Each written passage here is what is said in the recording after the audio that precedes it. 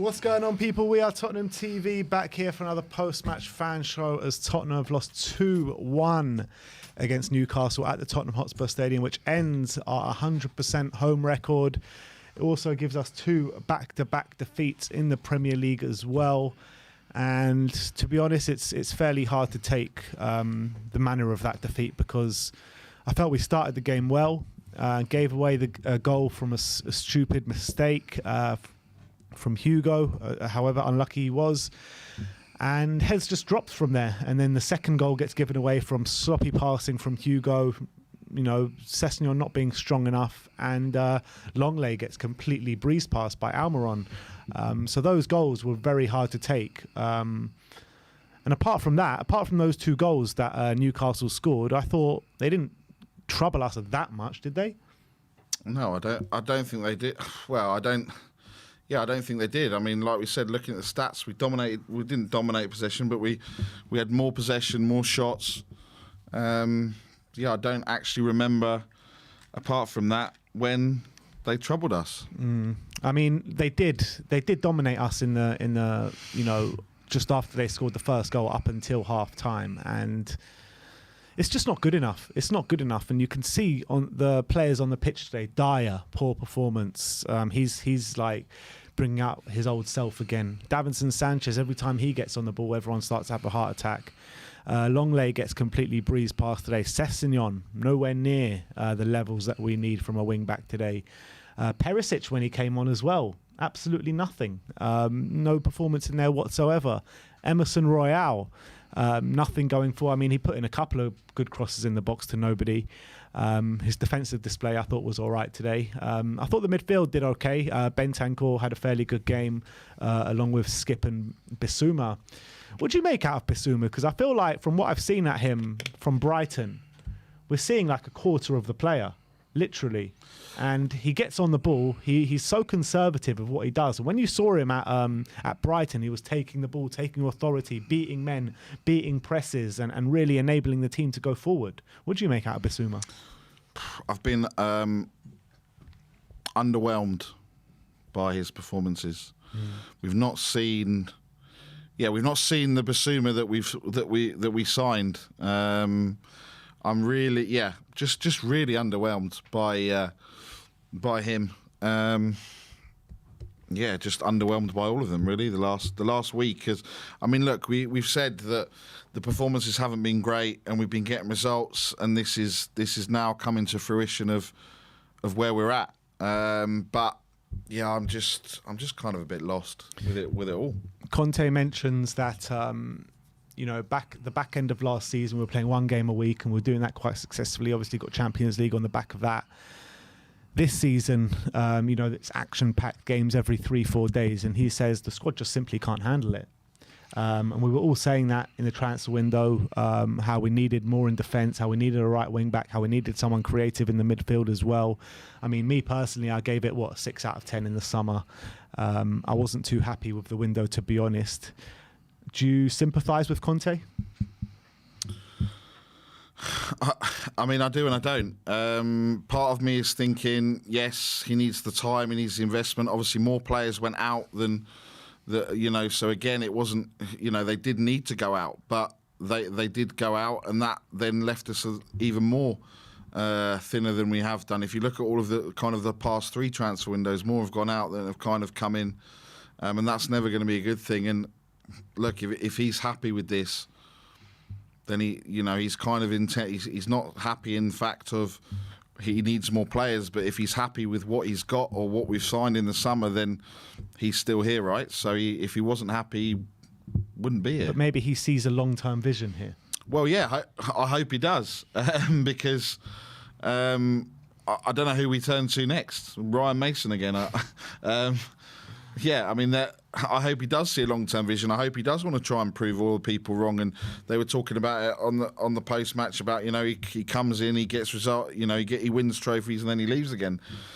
It's going to take. But what I'm saying is that if Conte does see a long-term vision and stays here at this football club, and and he's talking about the 2-3 windows he needs and blah blah blah blah blah, so that makes it obvious that we're not ready to do anything right now. So us as fan base, should we not be a bit more patient with what we're seeing at the moment? Yes, we should, but unfortunately, we like to go on this roller coaster. When we're winning, everything is fine. When we're losing, it's like at the end, someone's run over my cat. Why shouldn't? What's the argument not to be patient if Conte's saying he needs the windows? Obviously, he's a winner. Obviously, he's a top quality manager. If he's saying these things and he's saying stuff, I know he hasn't signed the contract yet, but he's talking like he is going to be here for the future and he needs time. Then I don't see a reason why the fans shouldn't be patient. I think it's just the style of football. That's the thing at the moment. It's the style of football, and everyone will talk about the style of football that we played under Poch, and it was exciting and it was enthralling and everything else. But again, we didn't win anything. So I think we do need to be patient. But I think, look, football is very cutthroat. You've seen what's happened with, Gerrard, and then Aston Villa go and win 4-0 today.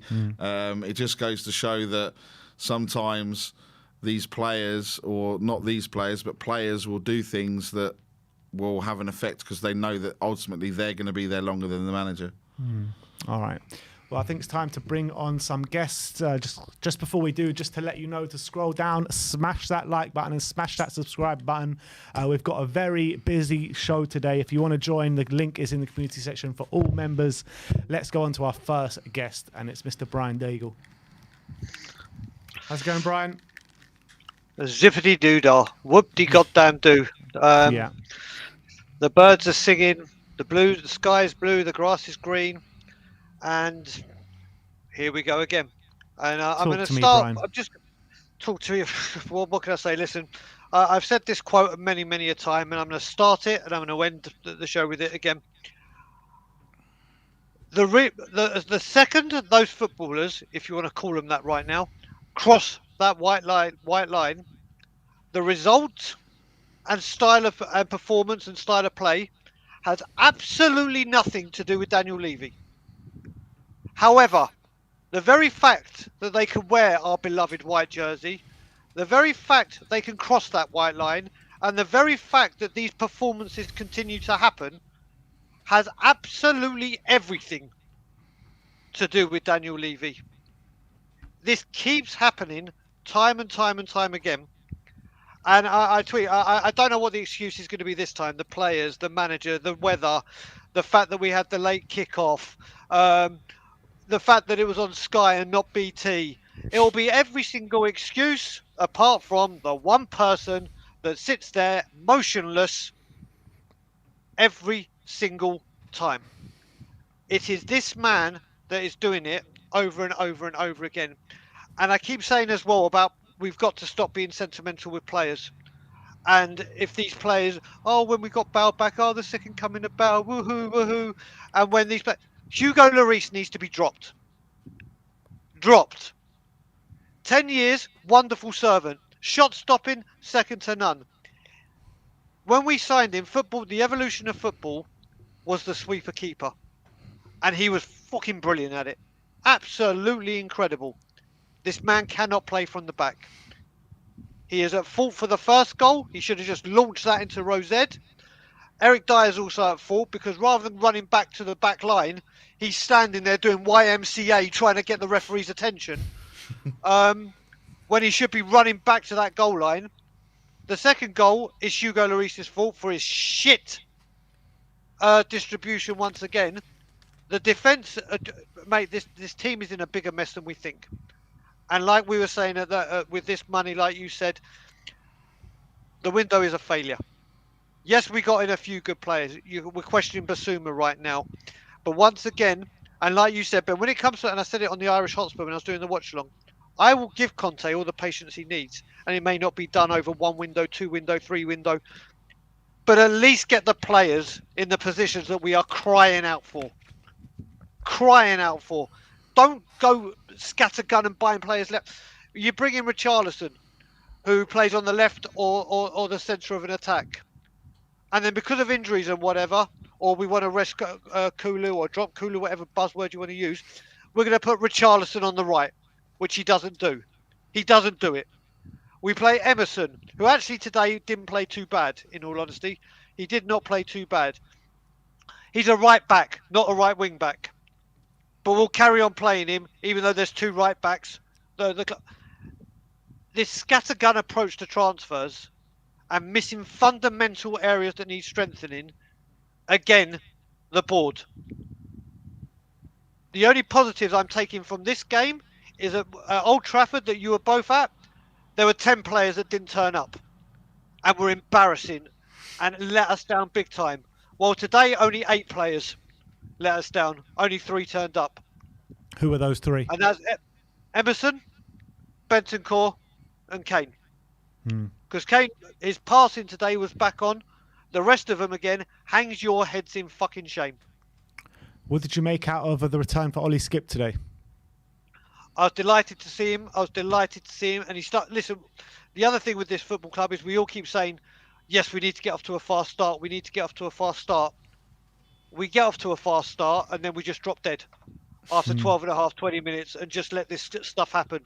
But it's okay. We got off to a fast start. It says a lot about the... Go on. Sorry, Brian. No, I was about to say, Ben, Ollie Skip came on and started off brightly, and he did play well. And Kane and him had a bit of an understanding going forward. It's his first full game back since this injury, and he's got to ease himself in. So for 65 minutes or however long it was, I think he gave a fairly good account of himself. Started brightly, but faded. But the midfielder, it's just been a joke. It's just been a joke. And you were about to say something, Ben. Sorry, brother. I can't remember what I was about to say now, but you were going to say Levy out. No, I wasn't.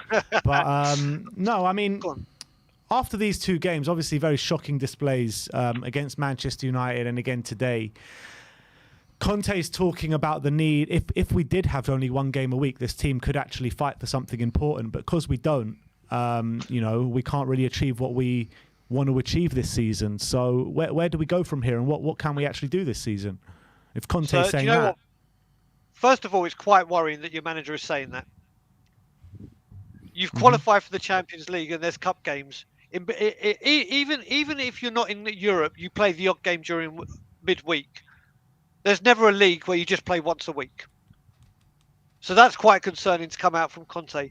But that is, again, another shot on the board saying, well, what do you want me to do? Yeah. What do you want me to do? You want Champions League football regularly to bring in finances, to bring in sponsorships, to bring in a better caliber of player. Well, if you do that, you're going to be playing more than 1 game a week. Yeah. What more can you say to that? You are going to be playing even if you're not in the Champions League, you're in the Europa League or the Conference League. You're still playing more than 1 game a week. Yeah, but at least in those games, in the early stages of those games, you can actually rest players where you can't really do that in the Champions League. No, mate, you can't. But we thought we beefed up this squad and we had the summer that we did, so there could be rotation or whatever buzzword you want to use. Dropped, rested. That's what. These are what these big teams do. Look at Man City. Look at all these other. Then yes, people are going to go, oh, they've got oil money. They've got this. You're right, but they've got players in and they rotate to keep their players fresh for the big games. We cannot say we have used this squad for rotation purposes very well. No matter what way you want to look at that. And that is on Conte. That is on Conte. But we just look so down. We're bereft of ideas. We don't know what to do. Our heads are dropping. The mentality at this club is just like, oh, we've let a goal in. Okay, let's just stop. I mean, I thought we looked good today up until Newcastle scored that goal, and then you just saw the heads drop from there, didn't you? Yeah, and how is that acceptable? It's not. We know Conte is going in there and probably lighting a fucking firework up their asses, and even that's not not doing its job. And you know what you said as well, Ben, when you said today we dominated, we had more possession and we had more attempts on goal. We didn't have more possession, I don't think. We did. Okay. We did. We did. We had 52% versus 48 and 17 versus their 13 shots. This is how weird it is. We do better when we're being dominated on. Yeah. So when we do have the possession and the firepower to do things, we don't. But then when we're getting battered and soaking up the pressure and having less shots, we do something. Yeah. It's it. I don't understand what is going on at this club. And like I said, everyone knows who I blame. First, second, third, fourth, fifth, sixth. But this is deeper than just this prick, than this parasite. There is a there's issues at this club. There's Yeah. issues at this club. Well, And what are when you those say issues? well, mate, you look at it. When we got Champions League football and we finally clinched it, we all put down. Ben, you came down the goddamn aisle to it. The Champions League music. We're all tweeting, "Oh my God, we get to hear this music again. We get to." You think that being, you see how pumped up and excited we get as fans of hearing that wonderful music, of being in this elite competition. These players walk out to it. These players walk out to it, and they want to be in this competition. They get there, and that's not enough motivation for them. Whether it be the Sporting Lisbon game, whether it be away at Frankfurt, whether it be they're now in the Premier League, and we've had the best start that we've had point wise and everything. You think this would be motivation for them to continue driving forward and keep churning out results? But when we let in a goal, we let our heads down. Oh no! Well, Yeah, I that's mean, up to us. I get that. I get that, Brian. But like, we haven't done that all season. Whenever we've conceded, let our heads drop. I mean, we've had a very difficult week in terms of going to Man United and Newcastle coming to Spurs, who have the best defensive record in the league, and obviously they're going really well at the moment. But you know, we are still third in the league. We are top of our Champions League group. So is there not some positive out of this season already? Yeah, but again, Ben, you say we're third in the league, and now people will start saying, like I saw people saying this week on Twitter, but if we beat Bournemouth and if we beat this and we beat this, we'll be in a real good shot. We keep taking things for granted, thinking these things are going to happen. If we'd won this game, if we got even a point against United, this top four race that we're going to be in, these are points we're picking up. Once again, teams have dropped points around us. That's the time you go, right, this is the time to capitalise. This is the time to get more of an extend our lead against the clubs below us and push and put pressure on the teams above us, and we can't handle it. But then we go, don't worry, it's Bournemouth away next week. We should be able to beat Bournemouth. But Bournemouth have done very, very well with Gary O'Neill. They have. Very, very well with Gary O'Neill. But does that mean just because it's Bournemouth and we're Tottenham, we go there and win? We should do. No, that's it. We should do, but this is the Premier League. You got to remember, this ain't. There's now like 6 or 7 teams. We used to be the top 4 with Chelsea, the Filth, Man U, and Liverpool. It's now like a top 6, top 7. Yeah, That's what. and everyone's losing points. It's very early on in the season. It's not time for crisis. You know what I mean? Ben, put it this way: if Newcastle carry on the way they're going, and the World Cup comes, and let's say they were in touching distance of the top 4, do They're you in the think top Newcastle 4. will go? Okay, there you go. So now we're out of it. I take it, yeah. No, we're third. Okay, cool. Thank God that stopped a huge one. Thank you. Thank God I confirmed with you before I just went rah, and then you go, right, we're still there. But if Newcastle are in the top 4, do we not think that they are going to go, right? What do you need? What do you need? How can we support you? What do we get? We just don't do this. Like we saw, like you spoke about, Ben, and I spoke about this with you privately, and then you mentioned it with Sim one day about that we're already planning for next summer, and we may only dive into the transfer market if top 4 is under threat. Again, a position of weakness, not a position of strength. Yeah. That's what we do. That's what we do at this football club, and us saying, okay, yeah, we're still third. This is good. If we had got those points against West Ham that we should have got, if we had got the points and turned up against Newcastle, if we had got the points or given account of ourselves at the Filth, we'd be cementing our position within that top 4, not hanging on because we've had our best start in the Premier League. It's go on. Brian, we had a conversation a week or 2 ago. You said you think Spurs will make the top 4. Yep, I do. Do you still think that? Now, oh, Ben, do you know what? I didn't think Newcastle would be coming on this strong. The Conte effect makes me believe I will. The squad right now, no, I don't. And that's the sad thing. The fact that we have Conte makes me believe that he will get the job done. Is that what The squad. Is that what 2 games do to you? Because teams are going to win and lose all season. You know, Arsenal have still got a dodgy patch to come through. They just drew with Southampton. If we went away and drew with Southampton, everyone would be coming on here and going nuclear again. So, I mean, teams are going to drop points throughout the whole season. There's 27 games left to go. Yeah, but Ben, again, what we're talking about now, yes, there's 27 games to go. I'm with you on that. But You what have to be will because it's happen? a fact. Yeah, well, that's true. Actually, no, there's 10 games It's not left. waffle, is it? But no, what I'm saying is that when you look at Arsenal that are doing it and the filth, and they've just got a point. Every time they've dropped points, they've gone and backed it up, and they've gone and done whatever they're doing at the moment. With Who's us that? at the moment, the filth. Yeah. They've dropped points against. They dropped points. All right, Leeds was their last game, but they went and won and qualified for the Europa League next stage, whatever. But they're still not losing. They're still not losing. They are putting performances in for the 90 minutes, whether they're hanging on like they did against Leeds, whatever. For like Nick said, a bit of it has got to do with the style of play. And let's face it, we have to accept this as style of play. It doesn't matter how many times we argue or say this isn't good football, it's boring. This is what we have coming at the moment. And if it, like I said, if boring equals top 4 and boring equals trophies, then I'm taking it. Taking it, unfortunately, because I've had too much of wonderful football by Spurs, but nothing at the end to show for it. But it's like I said, it's just the mentality of these players. Just the like you look at when you say it's just 2 games, Ben. Look at the mentality over the last 180 minutes. Yeah, it's been shocking. It has been shocking. Again, I'm not like I going to said lie. to you at Old Trafford. Old Trafford, you could have picked 11. I could have picked 11 people out of the crowd that would have gone and give more heart, more passion, more desire. After this performance, I mean, we weren't listening to the commentary on the watch long, but apparently the boos at half time were deafening. Yeah.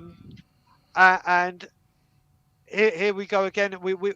The mentality and style of play and just the lack of like we said before, if we go off that pitch and we've given our all and we've lost the game, you hold your hands up. It's sport. This happens in every sport. Sometimes a team doesn't win even though they were the better team, or they gave everything but couldn't get the job done. I accept that.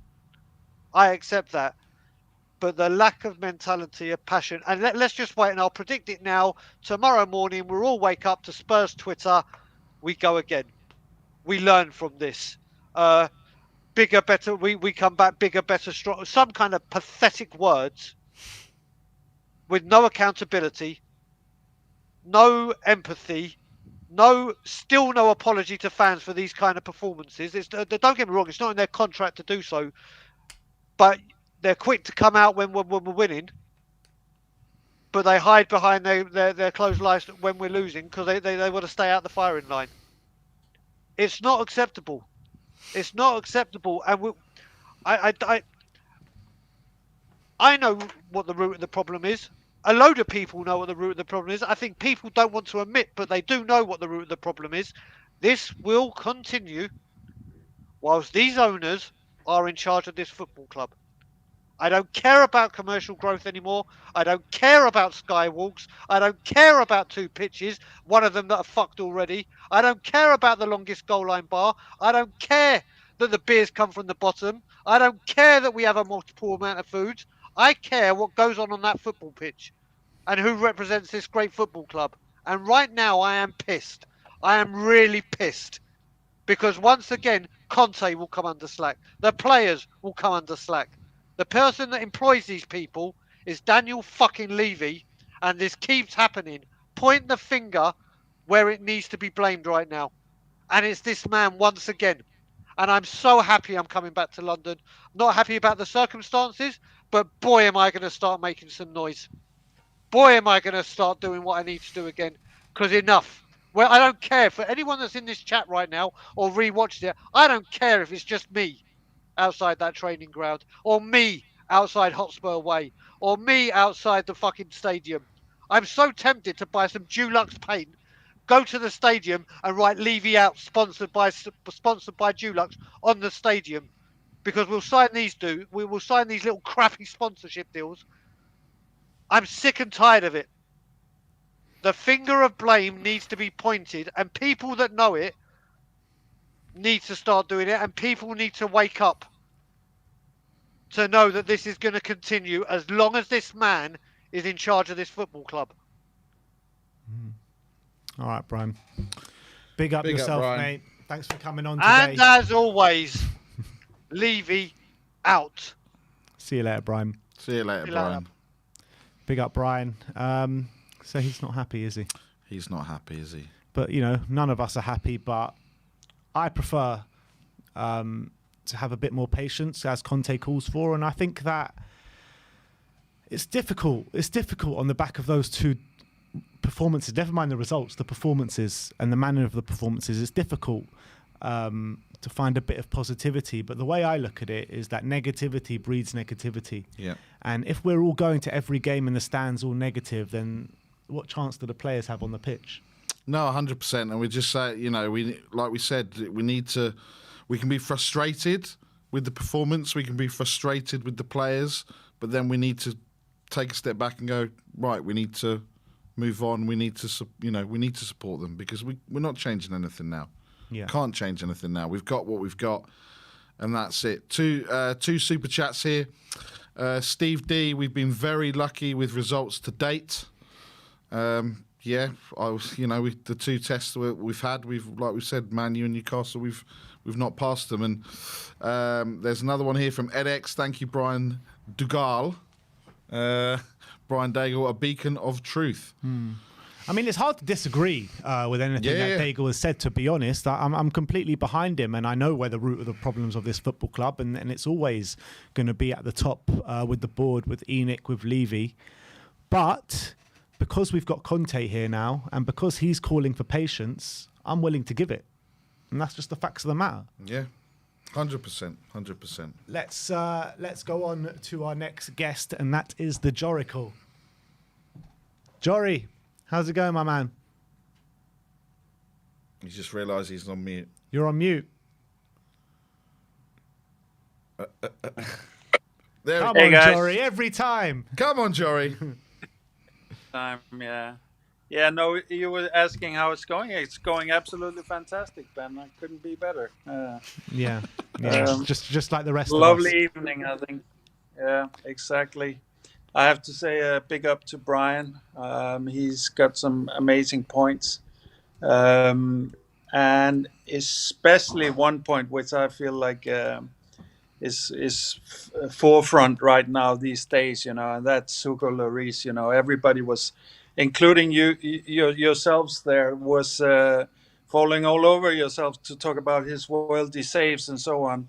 You're missing how much trouble he gets us in. You're missing the lack of confidence he has in his back line. You're missing all of the kind of institutional mentality problems that he brings along, and he is a huge part of it, and there's not a chance in hell that we're landing anything even close to a top 4 spot unless these guys get their head fixed, and Hugo, I feel like he's only getting worse. But can you please mute in the background? I'm hearing myself back here. Apparently, there's no noise coming from the background. Our backroom team are saying. Oh, I'm hearing myself. Okay, it went away. Anything. All right. No, we can't hear anything either, Jory. Okay. Yes, he did have. He's now probably close to 10 worldly saves. But how many absolute shit distribution has he done in those games? How many miscommunications has he had with Eric McDyer, and how many pressures have been created for the simple fact that he hangs too long on the ball or whatever. We cannot run around these things, and I would say the fan equivalent to losing it, when the players lose a game and they come out and they say, we got to do better. It's not, the club doesn't deserve this, blah, blah, blah. And then they go and show us the same lack of commitment in the next game. would say the fan equivalent is making excuses for your top players like this. Hugo Lloris doesn't need any help with his with his accolades. He needs help with getting pointed out where he's absolutely not delivering. And if there's anybody in the club that I really feel of the senior players that's really collecting a paycheck, it is Lloris. I'm sorry to say, but I say that to the whole club. And it's like it really doesn't bite them. It's really not a problem for them to lose. It's only at this moment in time, it's only Conte that won't sleep tonight. All of the rest of them, they'll all sleep like babies. So is that it for Lloris for you then? Would you rather us yes, would you start Fraser Forster in the next game?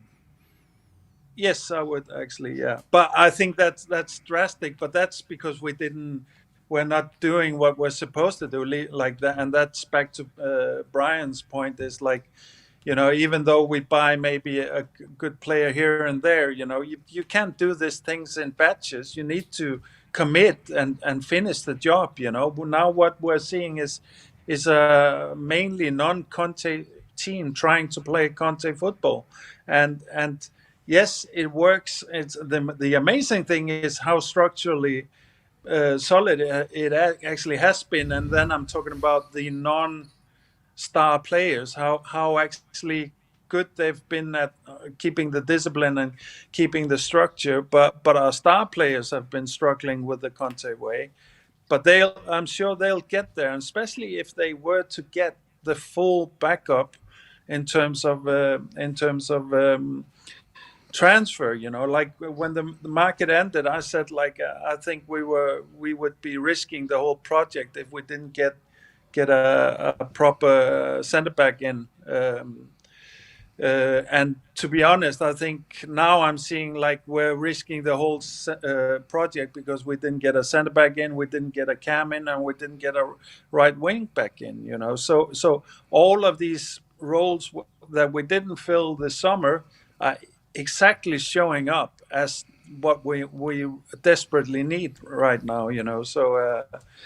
But and also to talk about the games, like we're high in the table and all of that, but we've all been talking about the team was weird and so on. We thought it was weird because they kept winning, but they didn't look that great.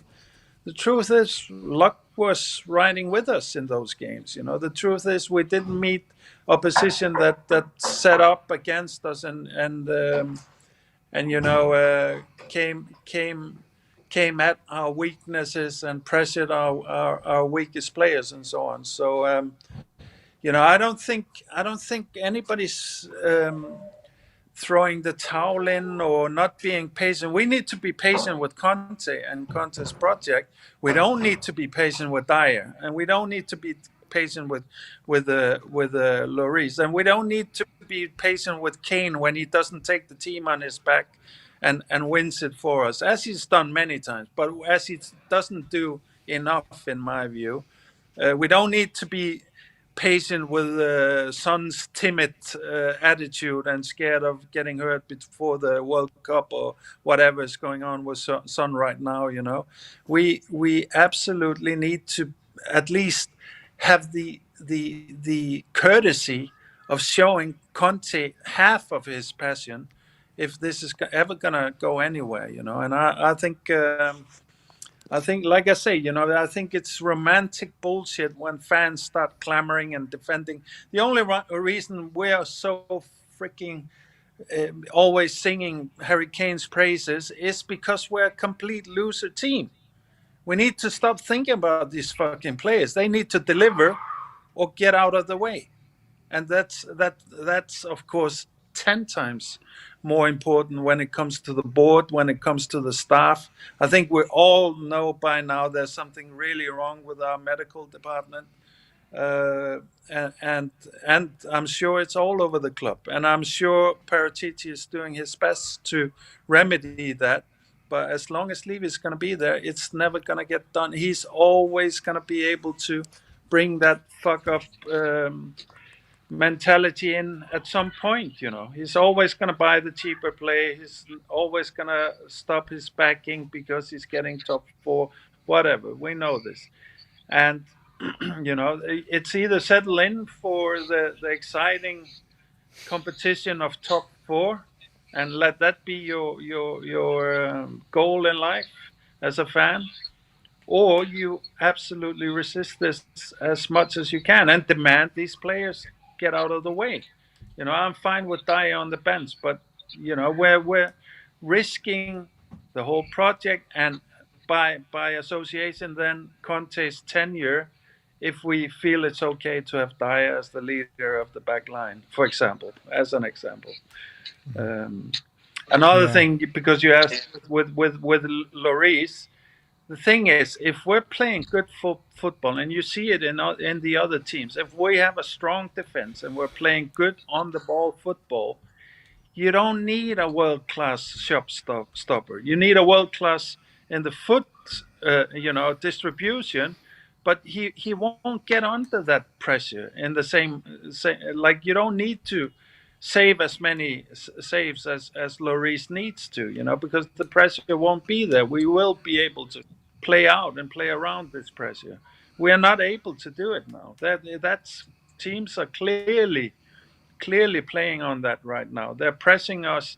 The teams that are really had luck on us, they pressed us to this degree, absolutely, at the first touch, and it gave joy every time. So I don't think we should be hunting around for any complicated explanations. It's lack of backing of Conte, and it's a way too bad, like in terms of quality back line.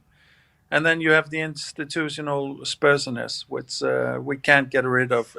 Like I'm at the point now, I think like I'll give Son and Kane another chance to get it, but I'm at the point now I want to wipe the whole slate with like simply to leave no stone unturned when it comes to Spursiness. But I also know that what's the point? As long as Levy is running the club, Spursiness is going to be there. It's because they give up, and I don't blame them. They give up. How can you expect Kane to show up every time we need him to carry us when Oh. I think Jory froze there. Is he in the back end, Jory? No, he's completely gone. Oh, he got cut off mid-flow. Mid-flow. Unfortunately for that, I mean, he was making some really good points there, wasn't he? Yeah, 100%, 100%. If he does come back on in the next few seconds, we can get him on to finish. But if not, we're going to have to move on because the lines are very busy. Is he there? No. All right. Okay. All right, we're going to have to move on. Who have we got next?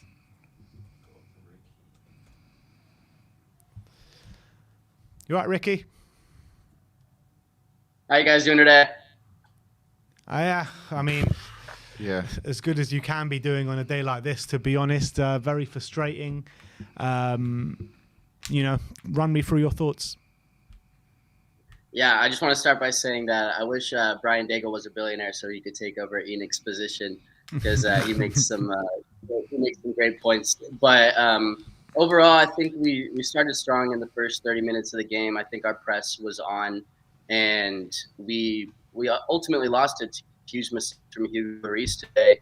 And I came on last week on the podcast, and I was saying that I thought we would get a 1-0 result today, but I think with the way that Conte wants to play with this team, he expects perfection out of these players. And the truth is that we have far from perfect players, and you have to expect that someone in our back line is going to give up the ball at some point, or we're just going to make one or two costly mistakes.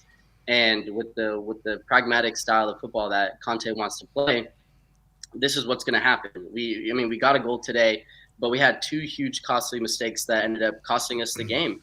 And I think that Lloris does need to be dropped, but I don't necessarily think Fraser Forster is going to do anything better than what Lloris is doing. Yeah, he might be able to play out of the back a little bit better, but I'd find it hard to believe that he'd be able to make a better shot stopper than Hugo Lloris is. I think that's something that's going to have to be addressed in the window. But I disagree with people saying that Fraser Forster coming in is going to be doing any better than Hugo Lloris is going to be doing. So yeah, I'd like to start there. Yeah, I'd agree with that. I mean, what's your opinion on Hugo? Me? You. Me? Yeah, oh, okay. you. So I thought I was look. I think he's been a great servant, but I think we need to start looking to the future. Do you think that has to happen now? Would you put Lloris out the team now? Would you bring Fraser Forster in? I think that's a bit much asking. Just to do it right this moment. I mean, look, we saw what happened. I think the biggest example of what happened was with Joe Hart and what happened there. He was a great shot stopper, and all of a sudden, bang, out the team, and they got a keeper that was there. That from a distribution point of view as well as the goalkeeping, and I think it needs to be addressed. I don't think Fraser Forster is the answer for the future. Dean Henderson is, he's having some blinding games for Nottingham Forest, but we do need to address it. Absolutely. Yeah, I kind of agree with you, Ricky. I think it will be a bit too much bringing him out the team now and relying on Fraser Forster, because we just know Hugo Lloris is just a better goalkeeper than Fraser Forster. That's just the facts of the matter, isn't it? So, and he's the captain as well. Are you going to drop the captain? I mean, the captain thing's a bit different. I mean, I don't think he should be captain, but I don't think he even is captain anyway, because you look at players on the pitch like Højbjerg, like Kane, they look like they have a lot more authority on the pitch than Hugo Lloris anyway. So I think Hugo's just the captain, just has the armband, and not to take it out of disrespect of him. I actually think there are other captains on that football pitch, and Lloris has just been there for so long, so he's got the armband.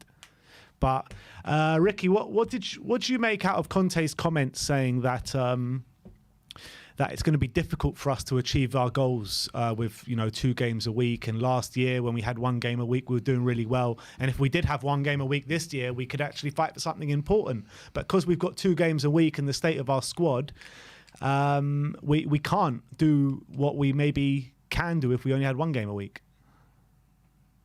I think personally that's an excuse. I think a lot of teams in the top 6 are having to play 2 games a week right now, and this is the standard that Tottenham should be playing at. We shouldn't have to be playing 1 game a week to get a result against Newcastle, even though they are playing a lot better. I think Conte just needs to figure out what needs to be done to get this team performing at the level that he wants to see. Because right now, our back line is shocking. I mean, Lenglet, I haven't seen a great game from him since he's come into the team.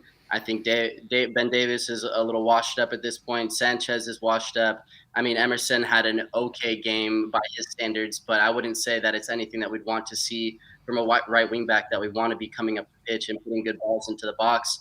And I think this formation isn't catering to our strengths right now. I mean, we have Bentancur in the midfield that's playing out of his mind. We have Højbjerg, who's also playing great right now. And I think that when you're relying on our wingbacks to get results for us and get these balls into the box, it's just not going to happen with Sessegnon, Emerson, and these type of players. I think, like I was saying last week, I think we need to really dip into this transfer market in January if we're going to want to see a top 4 finish for the boys. But I personally disagree with Conte. I think it's a bit of excuse making. I think that what we really need to see is our players stepping up in these big games if we want to see big results. And it's just not gonna happen right now with the way that Conte wants to play. And Ricky, do you see what is the issue then? Because ultimately we've listed all the players there. We're probably not going to go and sign replacements all in January. We probably need to go and sign a whole new back line, and even in one transfer window, that's kind of not going to happen. What can we do with these players to get you said about mentality. What is it with the top 6 games or the big games away, or what is it? Because it can't just be the manager. It can't. What is it in your opinion? I think it's mostly the players' lack of confidence. I mean, we constantly see throughout every game that we've been seeing for the past month now that our players love to get the ball into the final half of the pitch, and then all of a sudden you see us passing it all the way back to our goalkeeper, and then we have to rework the ball into the box. We need to keep the pressure on from moment one, and we need to take the game to the player. We need to take the game to the opposition, and that's something that we're just not seeing. I think it's a lack of confidence from our players. Conte, you can see him on the sideline screaming out, "Oh, pass the ball here, pass the ball back, do this and that." We need the players that actually play. The players should be knowing what they're doing before the game even starts, and it seems like they're lost without Conte telling them where to put the ball, where to play the ball, and it seems. We're really good at working the ball into the box sometimes, but we don't keep the pressure on. It's all of a sudden we're passing it back, and then we see a misplaced pass, and then we lose possession of the ball. We need to see the players keeping possession, making clinical passes, getting the ball into the box, getting the ball to our best players, and we're not doing that effectively enough right now, and it's costing us. It's costing us week in, week out. Yeah, it really is, and it's hard to take, to be honest. But when you're looking at Antonio Conte, and when you're hearing him say that we need a few windows to sort this out, do you think we have a few windows with him to sort it out, or do you think he'll be gone before we can even begin to start fixing this project? That's a great question. I personally think Conte will stay. I mean, I don't see that we have a better replacement for a manager at the moment. I hear a lot of people saying to bring Poch back, but if you remember that Champions League final when we lost to Liverpool, the feelings that I felt during that loss, it felt a lot of it fell onto the manager, I think, then. So I don't necessarily think that whatever he brings now is going to be any more effective than what Conte is doing. I think we had two world-class managers with Jose Mourinho, and obviously we have Conte now, and I think this comes down to the players just not being able to just stick to the plan, stick to the game plan. And I think that they're struggling to work into Conte's system. And I bring this back to the way that we're trying to play with these wing backs. We're trying to get them into the game a lot more. We're trying to do a lot more with them, but in actuality, that's not our strong suit, and that's not where our best players are right now. And having to see Kane drop deep just to get the ball up, that shouldn't be happening. That's not an effective way to use our number 9. And how once he drops back and he plays the ball forward, how is he supposed to get back up for us? And it's really frustrating to see that our players just don't seem to be well for any games right now. And I don't necessarily think that we have a lot of time with Conte, especially if we keep performing like this. But I think he'll be here for the next year, and I think that he wants another transfer window. And I think that he knows that there is a team in here. I just don't think we're seeing the best of it with some of the players that we currently have. All right, Ricky. Really good call. Big Thanks up, for Ricky. calling in today, mate. And we'll see you next time.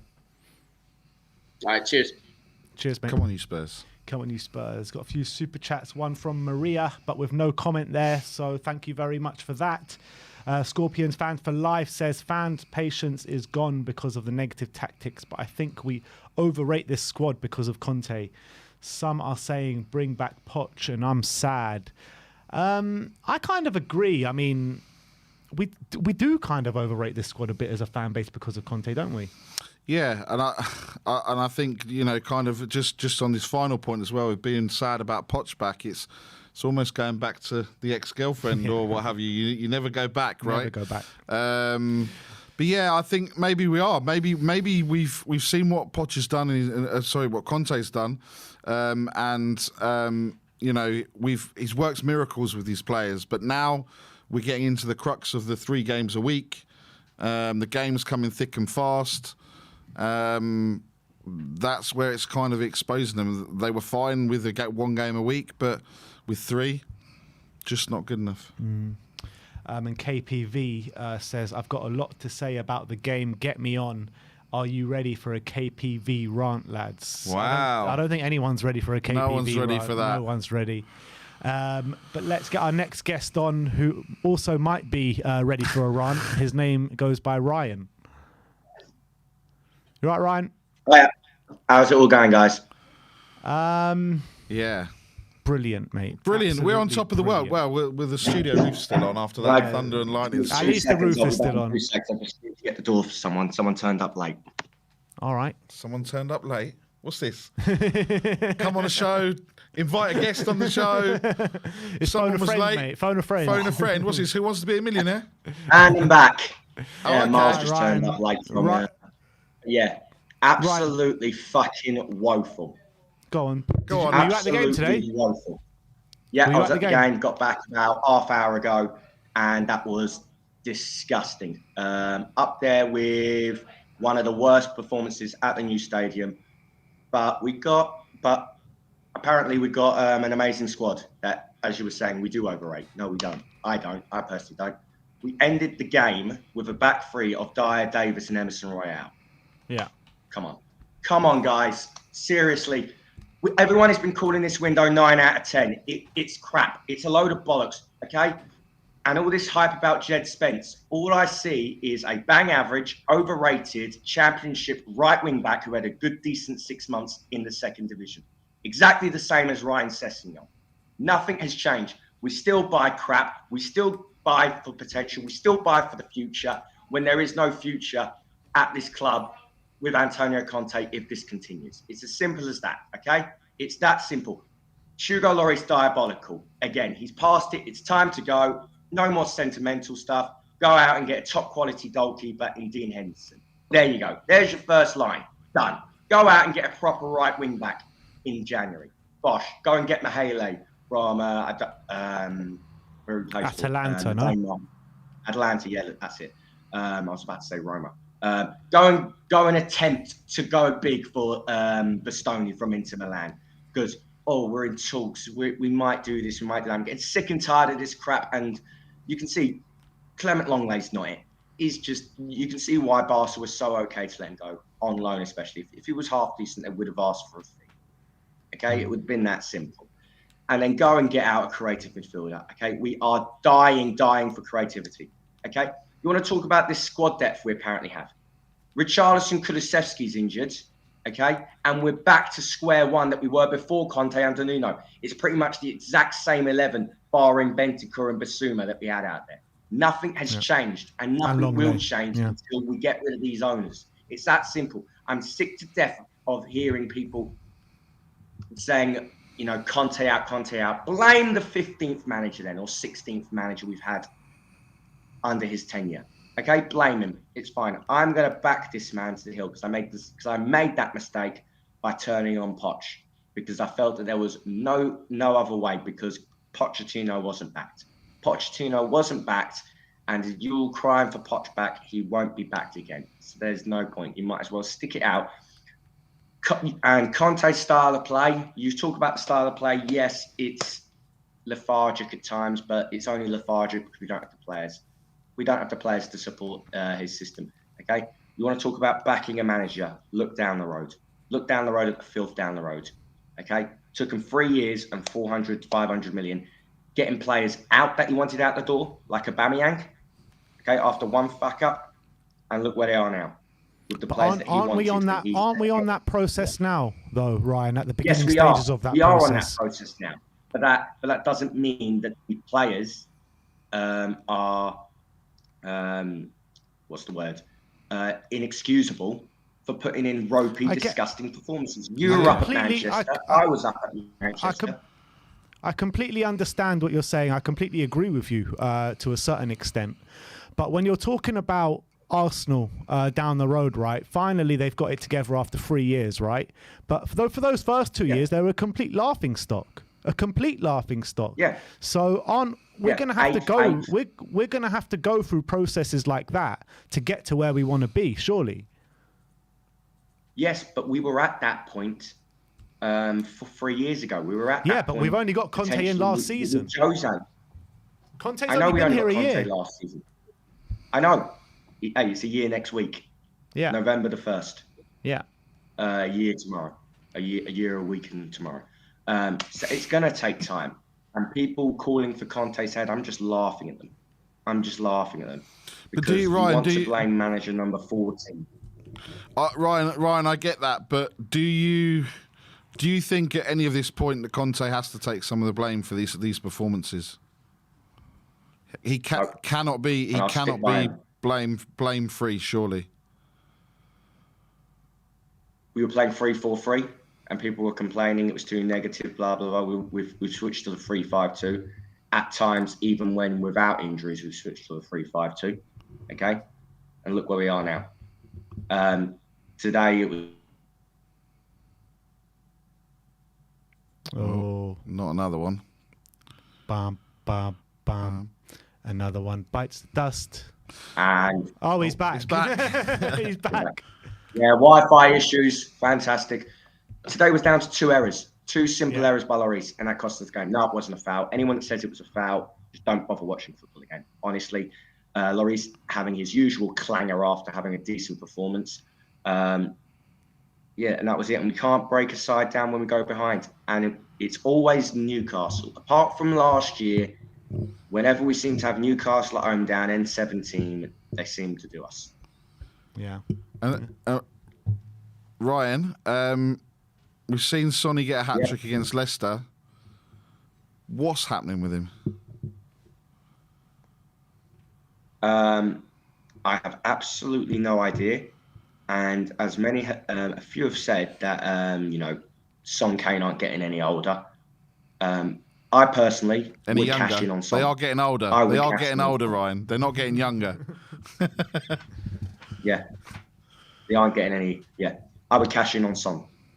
I would cash in, get as much money as we can on Son. It's a big statement. Plenty have actually said, get rid of both. But you can't. Honestly, Kane will shift. Kane will be gone anyway on a free. He'll see out his contract and go somewhere to win a few trophies that he deserves. Because seeing Kane not win anything is heartbreaking. It is honestly heartbreaking. Seeing Spurs play like this isn't great. And even I want us to play free-flowing football. I want us to play sides off the park. I want us to be scoring 4s, 5s, 6s every week. But it's not always going to happen. And even at the end of that, you still might not win stuff. We saw that under Poch. I just want us to back this manager to the hill properly back him.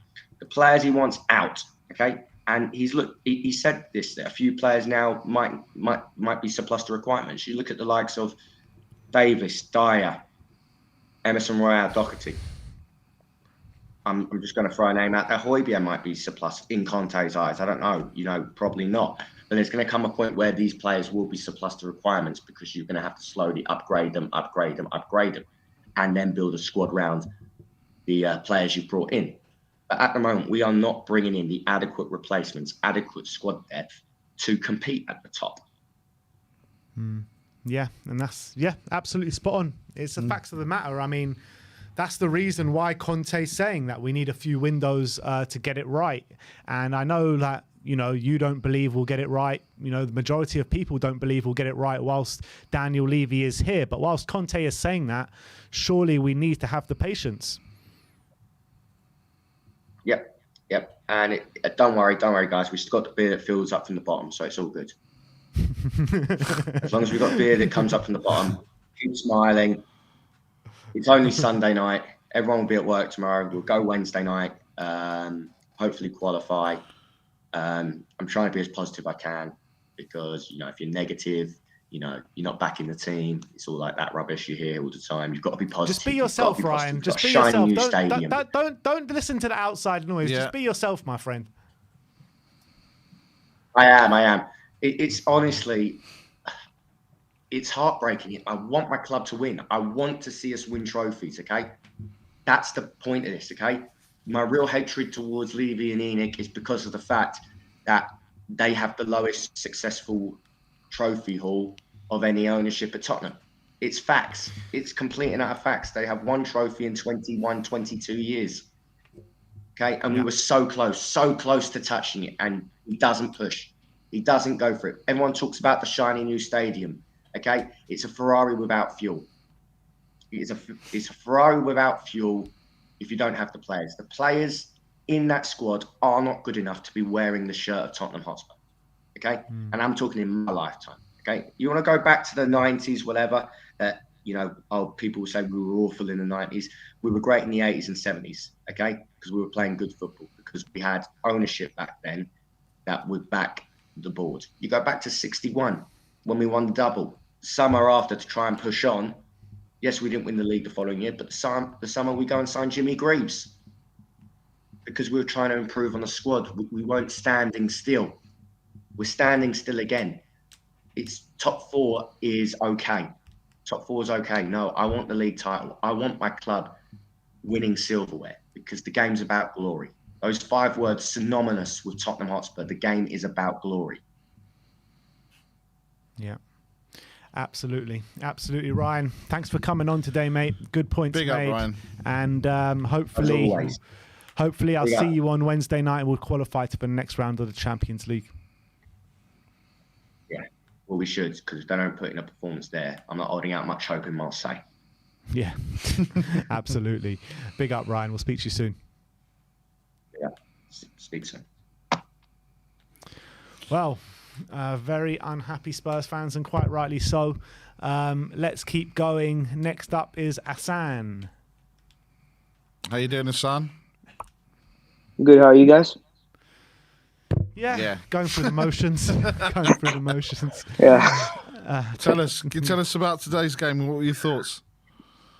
I don't know. It's pretty stock standard to what we've gotten used to last few games. Started well, I thought. Looked half decent. And then the Lloris mistake, it sort of just went downwards from there. And then we conceded our second goal, and it was pretty poor from there. And we never really, even though we got 2-1, I never really thought we were going to get back into it, because we just didn't seem to have a plan on how we were going to score that second goal, that equalizer. It was just hoofing the ball forward and hoping that Son or Kane could win the ball. And I mean, Sonny doesn't even contest for the headers half the time, so I didn't see where the plan was with that. Kane was losing out to Botman, so it sort of died out. Look, there's a lot wrong at the moment, and it's not just on one thing. I think a lot of people will point the finger towards Levy, and rightly so, because we ended the game with a back three of Dyer, Emerson, and Davies. So in that case, you put your finger straight at Levy for that. But then why Conte, the moment Emerson is fit, puts him straight into the starting lineup? That's on him. I mean, there's no need to start Emerson. We didn't lose because Emerson was on the pitch today, though. Yeah, come on, son. Let's be fair. We saying we can't say that we lost the game because of Emerson, and Emerson was probably out of all of them one of the better players. Today. So yeah, I'm not blaming the loss on Emerson. I think for once his performance was half decent, but I'm just saying it's not completely on Levy. A lot of fans will put it on him, and rightly so. Right? I'm not coming up on here to say I'm Levy in or anything, Levy out and all that. But I think you can have two truths be right. You can put some blame on Conte for the way we play and stuff like that, but you also put blame on the players, on ENIC, and I think those three are clashing right now. Right? You got a lot of errors coming from players not fulfilling the way Conte wants to play. Conte is not setting up in some games the way it would be successful, and then you look at the squad and it's pretty lackluster. So I think all those three are coming together, and it's just not coming the way we want to at the moment, which is really hard. You say the squad is lackluster. We finished with the centre backs that you said. So where does Conte hold the blame then? For me, it's if he was happy with this squad when the summer window closed, then the squad is now his responsibility, right? If he ended that window and he's like, you know what, I don't want this player, and he dipped, then it's like, okay, fair enough. He wasn't happy with the window. He didn't think he could do anything with it, and that's how it is. But he's accepted the squad. So for me, unfortunately for him, he has to somehow work with that. I know it's not a lot to work with, but he somehow has to work with it because he's accepted that squad. And whether if he's waiting for January or he's waiting for the next summer, that's fine. But I think with the players we got, right?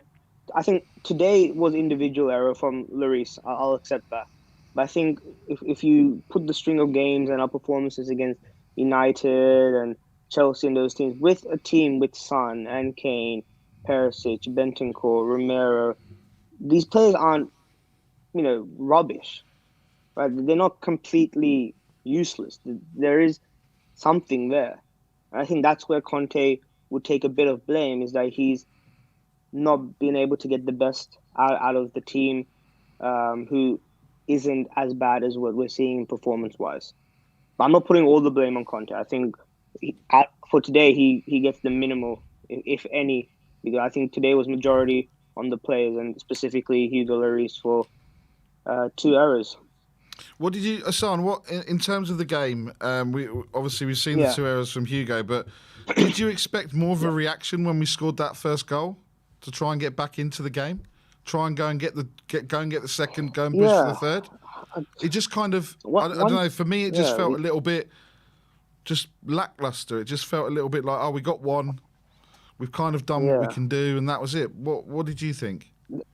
I didn't see the plan after we got that first goal. I didn't see what we were trying to do. If there's any tactical input on what we were trying, we just seemed to be hoofing the ball forward, and hoping that the 3 forwards could somehow connect, and it just wasn't working. And I think a lot of players are underperforming at the moment. You know, you look at the likes of Perisic. I think he's struggling. Longley got spun today. Basuma isn't performing how we thought he would. Sonny's not performing how we thought he would. And it's just a lot of things are just lining up at the wrong time for us. And things are just piling on and on and on. It's just, I mean, you look at our bench today, right?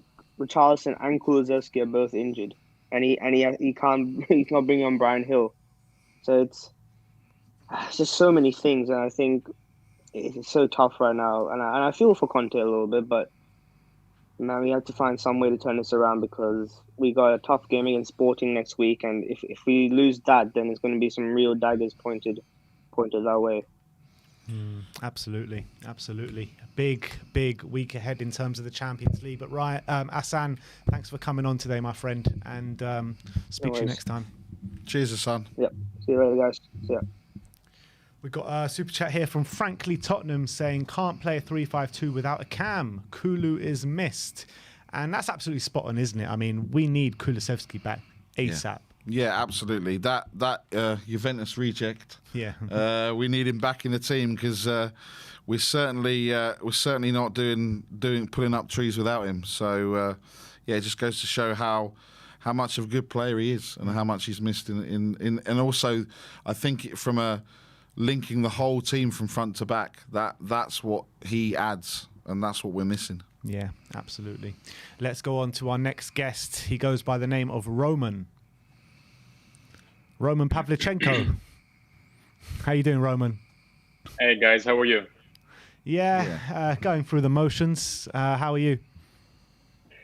I'm actually well. I just wanted to say a couple things. First of all, thank you to Ben and Sim for this beautiful channel. I've been not only the Spurs fan for the last 5 years, but also a big fan of your channel. Thank you. I think it's brilliant what you do. Thank you. It means a lot. Now, let's move on to the team and what I think about the game. And I just generally wanted just to vent today, to be honest with you two guys, because I feel like we make other teams feel and look stronger than they really are. You know, why is that? Starting from our defense. Every time you have Eric Dyer on the ball, which invites the pressure, which passes the ball to Hugo Lloris, which invites the pressure as well. Any striker from opposite team will be thinking, hey, I can get something off this situation. You know, and that's what happened on the 10th or 12th minutes today, when he almost scored him in his own goal. You know, I've at that moment I realized something will be happening today.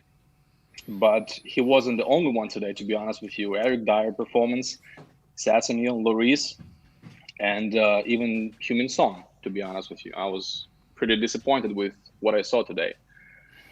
You know, and it's actually hard to start talking about what actually went so negative today, because, you know, if we were talking about the system that Conte is using, if we would compare 3-5-2 to 3-4-3, we look less strong defensively in a 3-5-2, because we technically losing one player in the midfield. When we defending with the 3-4-3, we actually defending with a 5-4-1.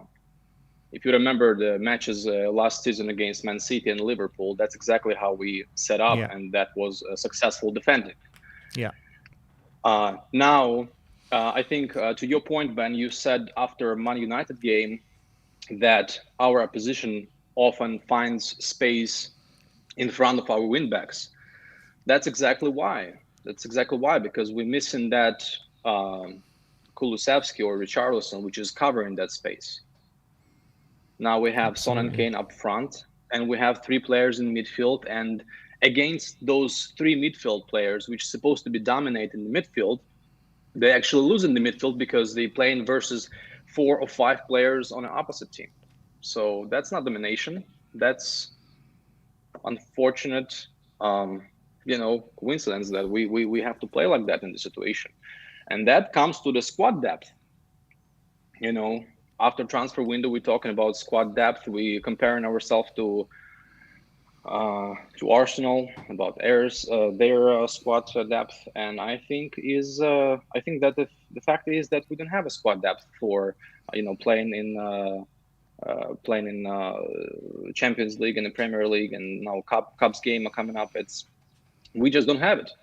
So I think to Ricky's point, we have Richarlison out, Kulusevski out, and we cannot produce anything in the attack, to be honest with you. But listen, we have to move on to positives, right? And I definitely wanted to say that despite what people think and what they say, I think Bentancur, Bissouma, Skip, and surprisingly Emerson Royal today looked pretty good. I think Bentancur is. Generally, I think our midfield players are very underrated. I think they are very, very good, but because how team is playing, and because we usually, when we play 3-4-3, we have 2 midfield players which are trying to match with the 3 midfield players of the opposition. They often are underrated because they're doing so much work. I think Bentancur is brilliant in every single game. I think he is one of our best players. Højbjerg definitely is one of our best midfield players as well. Bissouma, yes, I agree with what you guys said before, comparing to Brighton. Last season, he wasn't what we would expect from him, but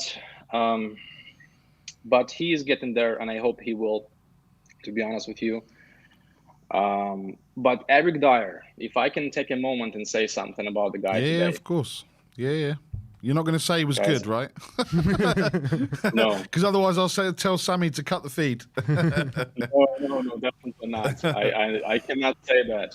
And when he was performing good in the previous games, it was just because the team was playing well, and he was very well protected by Romero, which was overperforming, which good performances from Ben Davies, which I'm not a big fan of him as well, but still, it is what it is. And Eric Dyer's passing game, his pace on the ball, without the ball, his vision, anticipation, and the fact that he doesn't cover his teammates is just unexplainable. I do not understand how you can play in the back 3. The Almiron is taking Lenglet on the left side. He's taking him off the game completely before the second goal was scored. And Eric Dyer, instead of stepping in and covering that shot that was going from Almiron, he is covering his player in the center. I simply don't understand that. You have to take a risk. You have to step in. You cannot be just so passively defending, I think. But that's just my humble opinion. I just genuinely think that. I think you're spot on. No, carry on. Yeah. Thank you. Yeah, I have a lot. I've been watching you guys for a long time, and now I can say everything I want. So I have a lot to say. But I won't take too much of your time, though. Anyways, I wanted also to say about inviting this pressure. It's so frustrating to me. I think to Ricky's point when he was saying about, one moment we are attacking full speed, we have 2 players in defense, and we're passing the ball back to Hugo Lloris. Yeah. I don't understand this. What other team in the Premier League would do that? I simply don't understand that. I was shocked. I was basically blown away by this decision. to pass the ball back, and that's what happens often with the human Son and our creativity on the field. The reason why I compare those two things is because I think that Son is a good finisher. He is not a creative player at all.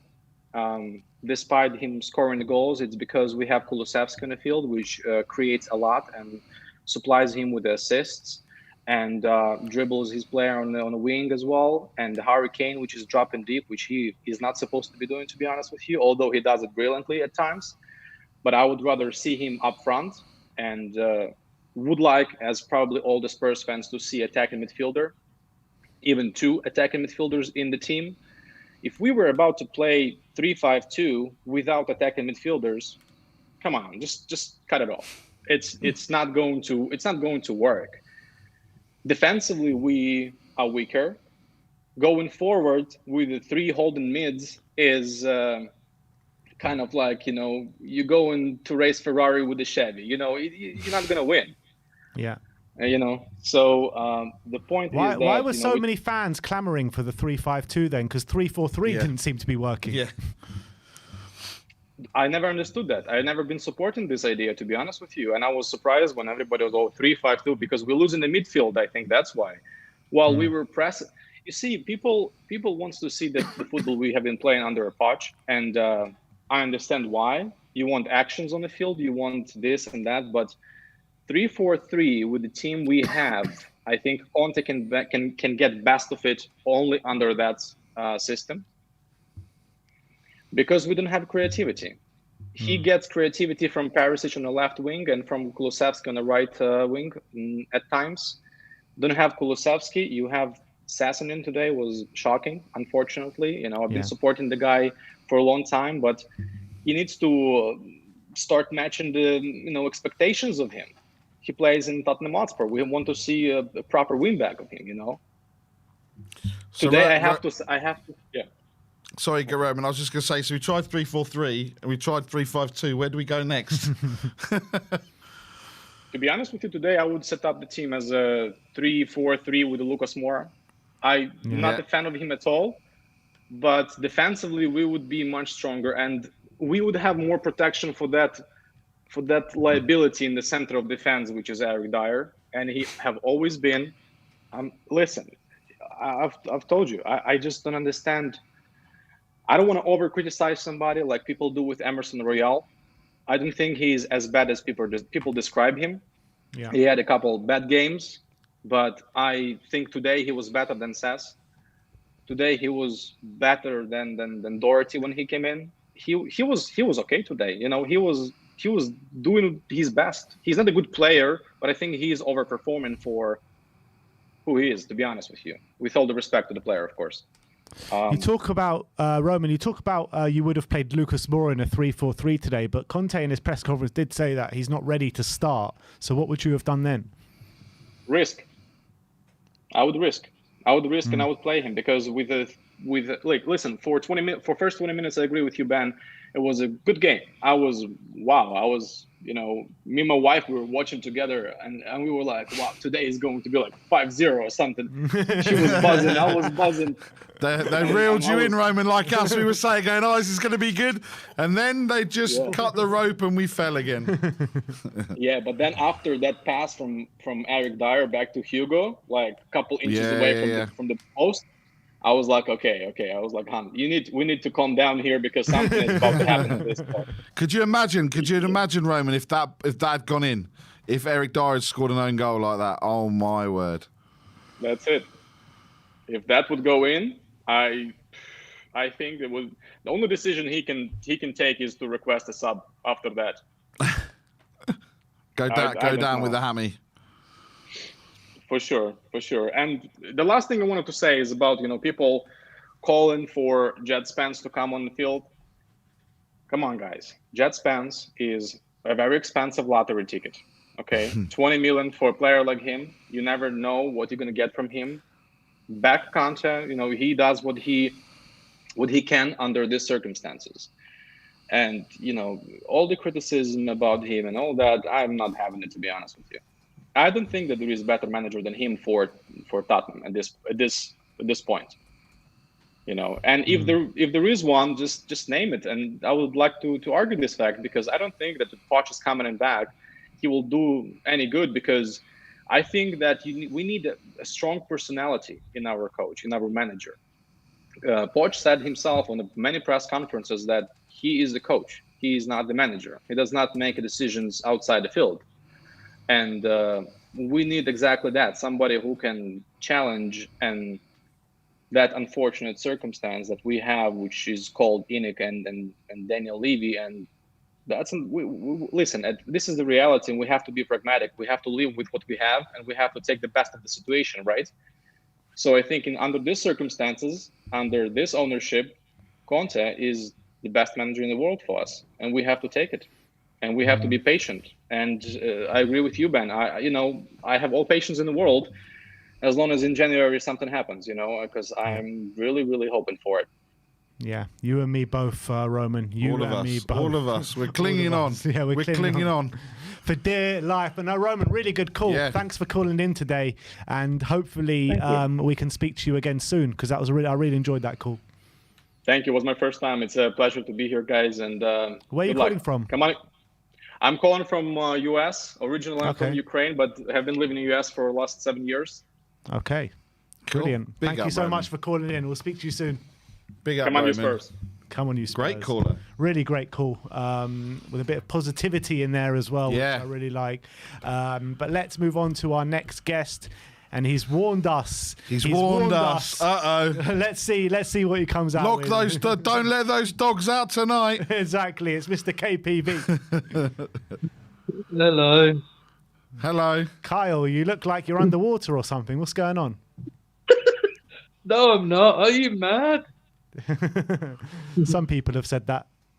I always hear that from everyone. Talk to me, Kyle. You said you had a lot to say. I've got a lot to say, because I think I'm going to channel my inner Brian Daigle like I did after the Brentford game toward the end of last season. And I'm going to say your inner Brian Daigle every single day. Yeah.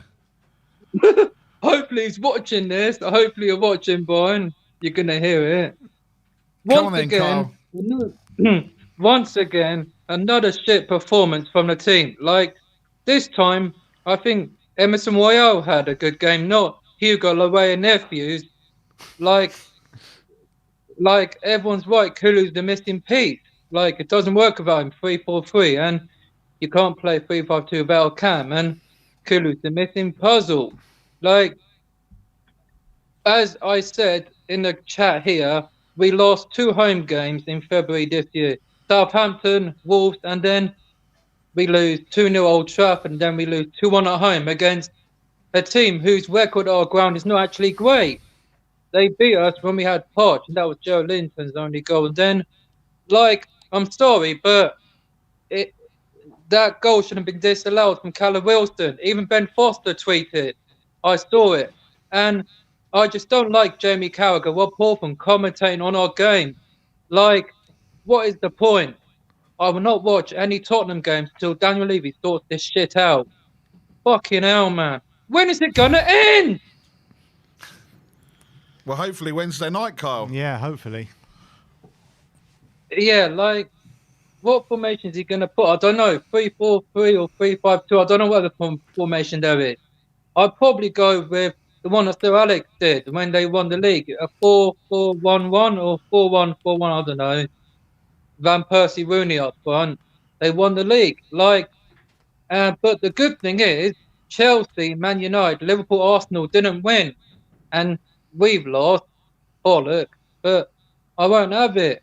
We've got Bournemouth away, who their winning one just came to an end this week against Southampton. And we all know Kane loves a goal in that game. Son has already scored, but Kane and Son need to step up. Kane's form still continues, 10 goals. And, yeah. Kyle, on Harry Kane, last season it took him 25 games to get to 10 goals. This season, 12. Haaland's like an alien. So, are we actually overlooking how Kane is performing? I don't know what to say. I'll probably say yes, but I don't provide any life insurance. I don't know if he is, but probably he is.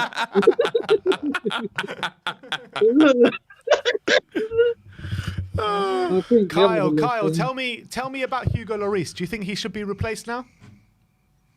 Yeah, he should be, because I know a replacement. Dean Who's that? Henderson. Dean Henderson from Man United. He's on loan in Nottingham Forest. Cooper agrees, and Brian Daigle wants him. So Dean Henderson, even though he stopped Kane's penalty, and he's wearing a hat, so Dean Henderson is brilliant. I've got to go for Dean Henderson. Like, he's played for other clubs, Sheffield United, now Man United, and now Nottingham Forest. So he's a good replacement. And another striker to be up top with Kane and Son, it's got to be Ivan Toney. And Danny agreed as well. Like, there's only 4 or 5 games left until the World Cup, and so Conte wants to take the current squad who are not going for a training session somewhere, I don't know, but taking him to your back garden, Carl. Back garden, I don't. Well, we have one, but I'm not in a back garden. Yeah, but he can bring them here, and I'll just tell him, get your shit together and play proper football. But those lot down Seven Sisters Road think they're going to win the league. But like you said, what they did, almost 9 years ago, 2013, they were top of league at Christmas and just kept dropping points, and they won't win it. Like, they think they're going to win it like they did in the Invincible season, but nah, mate, I do not. None of us want them lot to win it. City are just too good. They'll win it easily, but yeah, 2 transfer windows we need to wait in order to challenge, and maybe Conte's right. But I'm sorry for people who bring Poch back. It's not going to happen because he wasn't back. It will just happen again. Like, he won't be back. So we have to be patient with Conte. He needs time. He'll probably need to take a break and then come back. And once it looks like Kulu's going to be, looks like Kulu ain't going to be available until after the World Cup. So when he comes back, we'll be smashing teams apart and just finish top 4. Like, the only way we can win a trophy is if he's available, if he's after the World Cup. So he'll be fit and ready to go. All right, big up KPV. Big up KPV. What are you going to do to cheer yourself up, KPV? Well, I've said it already. I'll probably watch that Amazing Night in Amsterdam on DVD. All right, that's KPV. one way. That's one way to make yourself happy. But big up KPV. Thanks for coming on today, and we'll see you later. Yeah, I'll see you during the week. Like, I'll probably see you on Thursday after the Tottenham Sporting Lisbon game. So yeah, and this time Ash should let the dogs out, Ben. Ash let the dogs out. I know she's probably watching, but yeah, it's Ash that let the dogs out. See you, mate. And See you later. Jesus Christ. Oh dear. Well, the next guy, he's not in the dentist. He's got some phone battery, or maybe he's on his laptop. Well, and we can actually see him. He's not in his car as well. No, I know. This is a shock. This Spurs Debate TV people is Josh. How you doing, mate? Yeah, not bad, mate. Big up, boys. Big up, big up. Tough bit of work for today for you guys, man. So, yeah. Talk to me. What happened today? Lads, look, I'm seeing Conte out in the comments, and I just want to say to all the Conte out guys, listen, it's too early for that shit, man. Look, we need Conte to sign. You know, we need the opposite. We need Conte in. Yeah. All this talk about Conte out is kind of doing my head in, because the man's just come out on Sky after the match and he said, look, we're at the beginning of a process. We're playing every 3-4 days. If we were to play once a week, it will be better. It will be different. We'd be. He loves the word important, doesn't he? We'll be challenging for something important. He's just come out and said we're playing every 3-4 days. It's difficult. He's put his hands up. You know, haven't got the squad depth. So we know the problem, right? Conte's telling us this is the problem. I don't have enough substitutions off the bench to make. Today, he probably could have brought on Brian Hill. He brought on 2 defenders. Obviously, one because one was on a yellow, Sessegnon.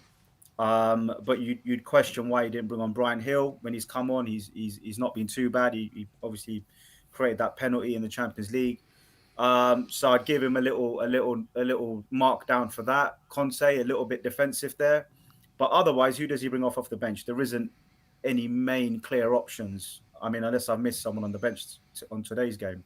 No. So I think everyone's been a bit harsh on Conte, lads. I think we need to calm down on the Conte out.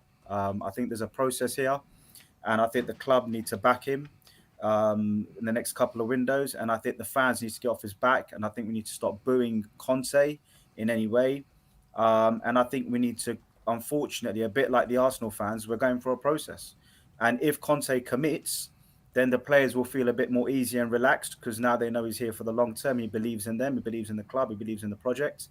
At the moment, we're in no man's land because he's not committing. He says it's not important when he's asked what's happening with your contract. When Ali Gold asks him, it's not important. Well, it is important, mate, because the players need to know you're here. You know, the project depends on you as well as the club. Obviously, it's a shared responsibility, but you're the manager. Sign on the thing and show everyone you're here for the hard yards and you're here for the project. So we can all look forward to the next 2-3 years. The players, the fans, go through this process, push the club to spend, and hopefully that's what they're going to do. Because if he signs with Tottenham, it means the club's going to spend, and we're back on course. And the odd, the top four. If we get top four this season, that's great, man. I mean, all this title stuff is out the way now. Thank God for that. All this title talk that people have been going on about is out the way. Now we just concentrate on top four, and that's our place at maximum, if you ask me, and maybe a trophy if we're lucky. In terms of individuals today, a lot of people pointing the finger at the Eric Dyers, Longley, Emerson Royale, even though he wasn't too poor today.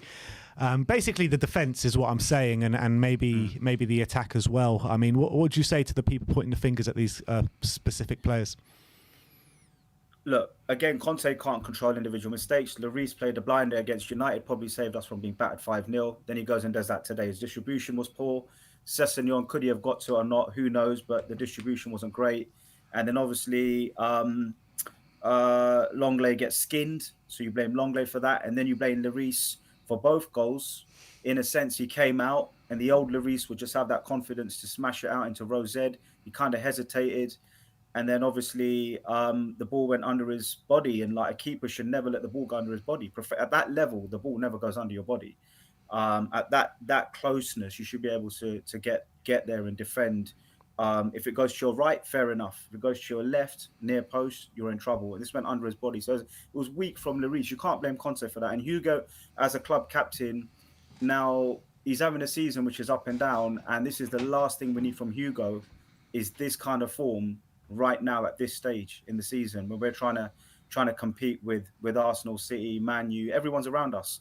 So it's just luck, guys. Lloris making wrong decisions, injuries, bad timing. Kulu and Richie out, both our best attackers off the bench out. Lucas Moura carrying a niggle.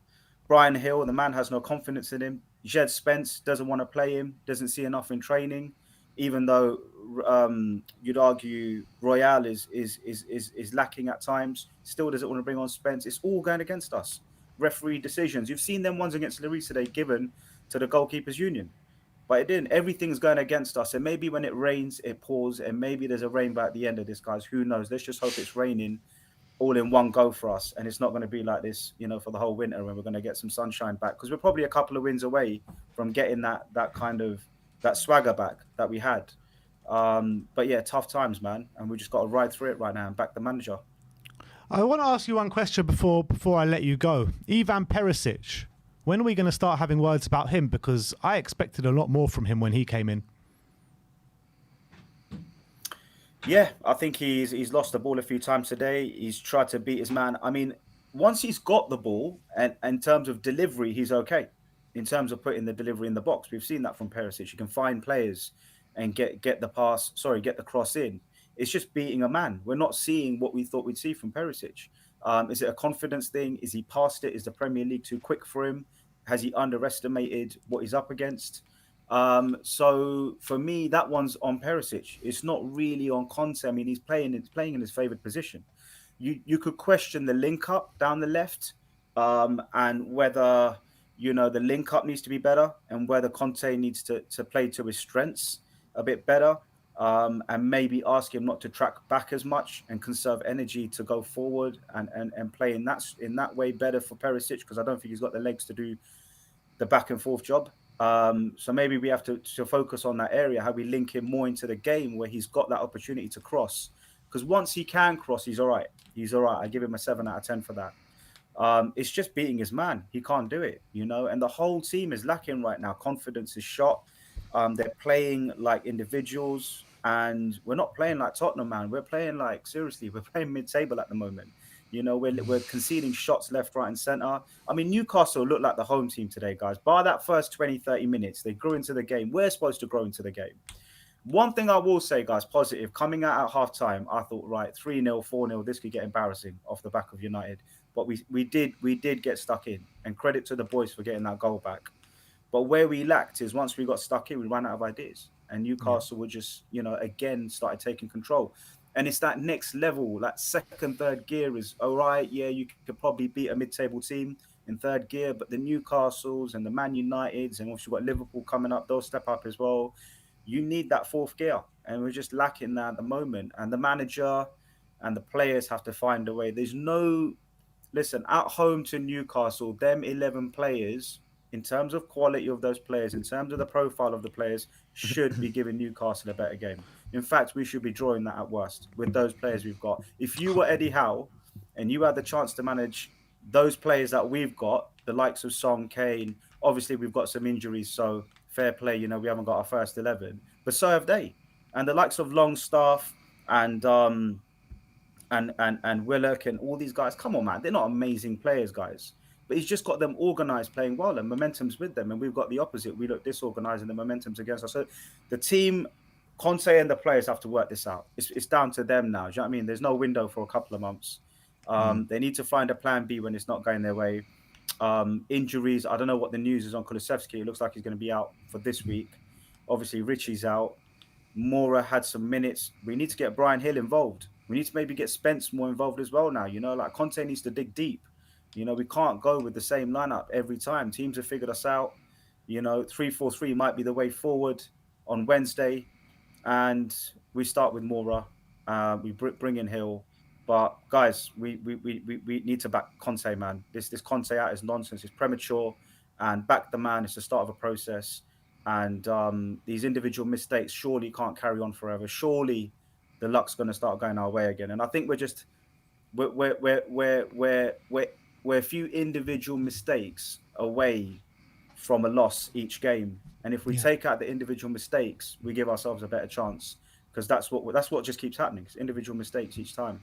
So yes, it's a shit result. Yes, we've lost 2 in a row. Yes, the guys are catching up behind us. Yes, it's all looking a bit shit. But if we just get back to not making these silly mistakes, then I think we give ourselves a chance, man. And let's try and qualify on Wednesday, beat Bournemouth, and then it's looking a little bit more positive. But it's Conte in for me. No way is it Conte out. Never. Not at the moment. Absolutely spot on. Josh, thanks for coming on today, mate, and we'll see you next time. Cheers, lads. See you soon. Come on, Spurs. Come on, you Spurs. Big up. Big up, Josh. A super chat here saying, why not 3-4-3 with Perisic as the left forward? Well, that's an option, but I don't like. I mean, it's not like I don't like Perisic, but I don't think he's been that good since joining us. I mean, he's put in a few crosses here and there, got a few assists, but apart from that, what's he actually done? Well, that's it. I mean, if you look at the games, looking at the games when we've been watching in Europe, surprisingly, they've attacked his wing rather than Emerson's wing, and that, you know, we're all expecting everyone to, attack it down Emerson's side, and they've been going on Perisic's side. And like you say, today he came on, not taking corners. Sonny was there. There was issues around, you know, taking that short corner rather than trying to get it in the box. But if Perisic is on the pitch and he's made those assists, then why is he not doing it today? He's probably been the most underwhelming signing this season. I've got a bit of info about the injury update with Højbjerg and Romero. Apparently Højbjerg should be okay for Wednesday. It's not fully confirmed yet, all this is what I'm saying, but apparently Romero's is a bit worse than first feared. And Romero could still be back for Wednesday, but he's a massive doubt for Wednesday. Do you think? Obviously, we were talking about Romero and his performances and everything else. Do you think he allows himself to be in that position through him throwing himself into tackles?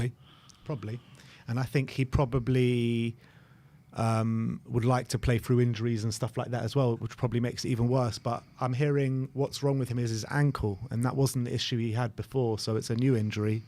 But let's just hope he gets back. I mean, we'll get some more info in the coming days. So at the moment, as it stands, his injury is worse than Højbjerg's, apparently.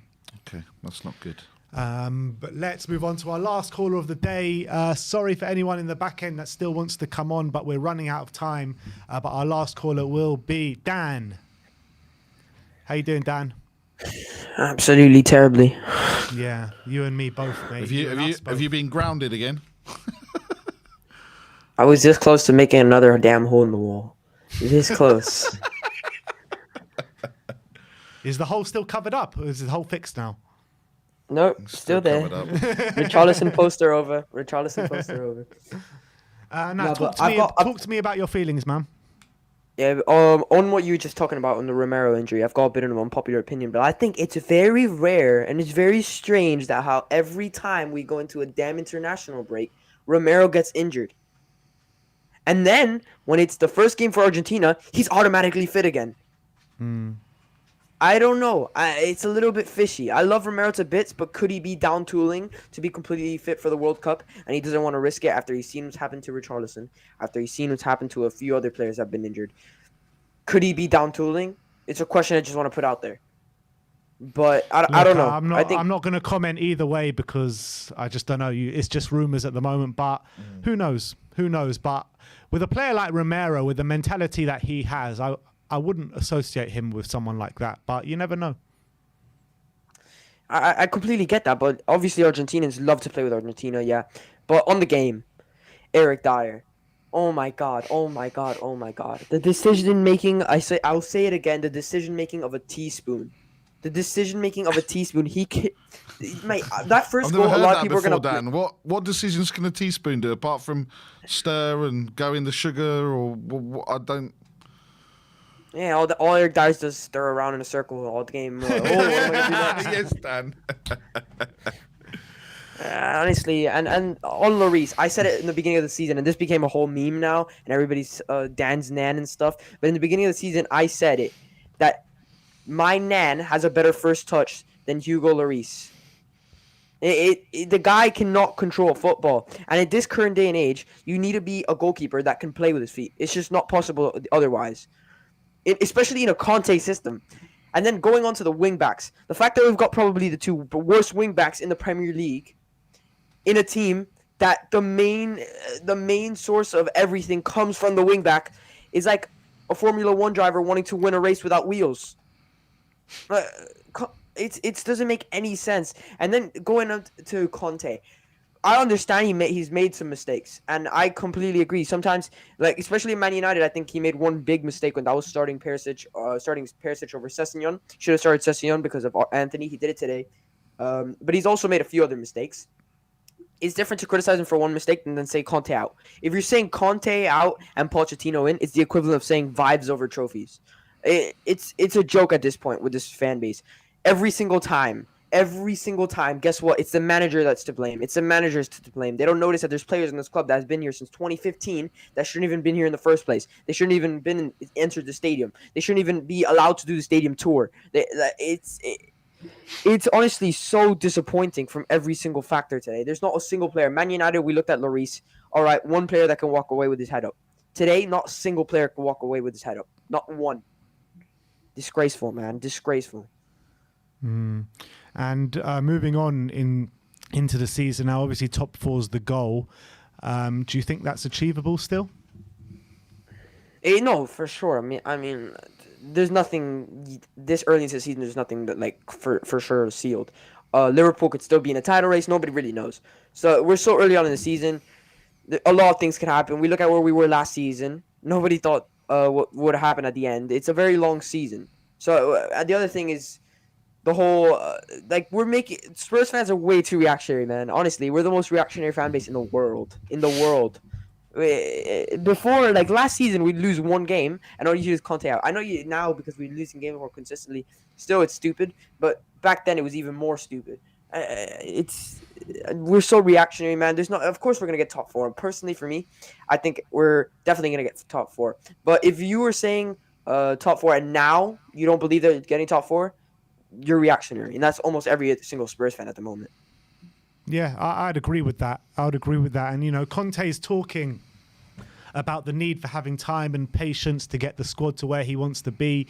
And if we only had one game a week, we could fight for something important this season. So, I mean, is it right? I know a lot of people have had time and patience in the past under the Poch years and Nuno, Jose Mourinho, and the whole 20 years under Enoch, really. But is it right that we should have the time and patience now for Conte, because it's really needed, isn't it? I mean, we didn't have time and patience for Mourinho. We sacked him in the week of a cup final. So we did not have the patience. We did not have the time for any manager. We just, as soon as we go in a bad run of form, we blame on the manager. I know Nuno Espirito Santo was crap, but at the same time, we blamed it all on him when it could have also been a huge part on the players. And that's exactly what it is. It's also on...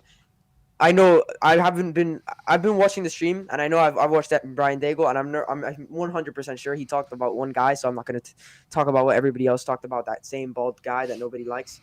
But it's a lot of factors come to blame. I think Conte does have a bit to blame, but that's not the full picture. It's not what I would blame him for. Would be that when we got the transfers, if that's not what he was happy with, he should have gone, all right, Levy, if you're not giving me what I want, I'm going to leave. Because that would have pressured Levy to back him. That's what Conte should have done. I don't blame him for his tactics, because his tactics have shown results for all his other teams. When people say this is not sustainable, that Conte doesn't stay in a club for a long time, it's mainly because the board doesn't back him. That's mainly the reason every single time that he leaves. He said it a million times that he wants to build something here at Tottenham. What we need as fans is to give him time and patience and the backing. We gave Mourinho time and patience, but the fans, every time we'd lose the ball, they'd go Mourinho out. So we got to back the manager. We're going to do something real special with this guy. We're privileged to have this guy at our football club. We have to realize that. So Dan, looking at it, so just out of pure facts and everything else, we're the third highest scorers in the league. We're third in the table. We're playing, you know, the next game's Bournemouth 13th. Then we've got to play Leeds. Liverpool. Then we got to play Liverpool. So we're playing in the 3 games. We're playing 2 teams that are in the lower bottom half of the table. Is it all really doom and gloom? Because Chelsea have a game in hand, they can go to 24 points. United have a game in hand, they can go to 23 points. Is it really as bad? And I get from a football side of it, it's not great from watching it. But is it really that bad? If we're in the top 4, come the World Cup starting, are we overreacting? Are we losing our minds for no reason based on these players and how good or not good that they are? I think if you would have told me in the beginning of the season that by October we'd be top of the Champions League group and third in the Premier League, I would have bit your hand off for that. But it's more, what I'm more disappointed of is the performances. Where we are, we're winning games. One of the also reasons I'm more disappointed in this game than I was at Man United, mainly for the point that last season we won this game, and this season we lost it. So it's been like almost a bit of a step back. And this season we've actually done that really well. Where a lot of games that we lost last season, we won them this season. So it was really, really disappointing. And Man United, we lost that one last season. I'm not saying it as an excuse. I'm just saying that it's not more of a step back than this one. But it was just disappointing every single factor. But I'm not nowhere near ready to say Conte out. I don't think any fan saying that. I think saying Poch in, oh my God, I don't know what to tell you anymore. Oh my God, this fan base. What to tell you anymore? The 7 wonders of the world. I'd like to add another one. The 8 wonders of the world, and the next one would be the Tottenham Hotspur fan mentality, bro. It's so disappointing, man. Every single time, it just goes straight to the managers. Oh my God, we're playing boring football. Oh my God, we're playing boring football. Nobody. If we won a trophy with boring football, literally, you can ask loads of Spurs fans this. What would you rather? Watch great attacking football or win trophies. And most of them will tell you great attacking football. We're the only club in the world that brings that. Honestly, it's just embarrassing. We got some fans that would say they if we won a trophy, they remember how bad we played winning that trophy. Mate, when Chelsea won the Premier League with Conte, does it say in parentheses next to it, played boring football? No. No. It doesn't matter. You win a trophy. And the thing is that Conte has shown results in all other clubs. He's won trophies in other clubs. This is a guy that has proven it. Same thing for Jose Mourinho. That's the same reason why I wasn't Jose Mourinho out. I think that we should have given. The fans never backed him. The second we appointed him, all I was hearing was, oh, he's a Chelsea legend. I don't want him at a football club. Come on, lads. We have to realize that we need to have a strong mentality. And that's exactly what Conte's trying to implement into this team. But not a single one of this fan base can take it. It doesn't, and the thing is that we're creating chances as well. So that's the other thing. I contradict with a lot of Spurs fans as well because they say that we play defensive football and this is park the bus. What Jose Mourinho would do, which is obviously that is boring football, but that would score one goal in the beginning and just park the bus for the rest of the game, not even take a chance. If we score one in the beginning, we're still going to create chances for the rest of the game. That's how Conte plays. So I think it's very the Spurs fans, of course, reactionary. That's literally it's embarrassing, honestly. But we need to just. We need, as Spurs fans, realize that trophies comes first, and if winning games, and it's exactly what we're doing, we need to continue to win games and back our manager. Yeah, absolutely Dan. Spot on, Dan. Absolutely spot on. Thanks for that call. We needed a bit of that today, so yeah.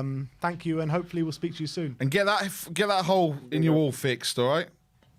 So not anytime soon. Big up, Dan. Big up. Get Harry Kane is off free kicks. That's what he wants for Christmas. Yeah. That's all he wants for Christmas. All right, well, I think that brings a close to your therapy session today. We got a members chat from Brian Daigle, member for 24 months before we end, and it says fantastic news about Romero. So happy we signed quality backups in defence where needed. Levy out every single day is Levy out day, and that's what we're going to end on today. Barry, thanks a lot for today again. Yeah, at least we haven't got a 5-hour, 6-hour journey back. Eh? Yeah, exactly. So that's the positives. Look, we just got to go again on Wednesday, it's under the lights again. Hopefully not with the rain, and let's just back the boys. It's been two poor results, but we're not going to win every game this season. So we need to realise that these things are going to happen, and unfortunately, it's happened two in two. But yeah, we should have enough to see Sporting off on Wednesday. Yeah, I hope so. Me too. But thank you everyone for calling in today. Thank you for everyone in the comments. If you are new around here, scroll down and smash that subscriber button. Me and Sim will see you tomorrow for another live stream where we'll be taking calls, player ratings, 5 takeaways. You know the drill. And we'll see you all very soon. Thank you very much. Like, subscribe, and comment. And as always, come on, you Spurs.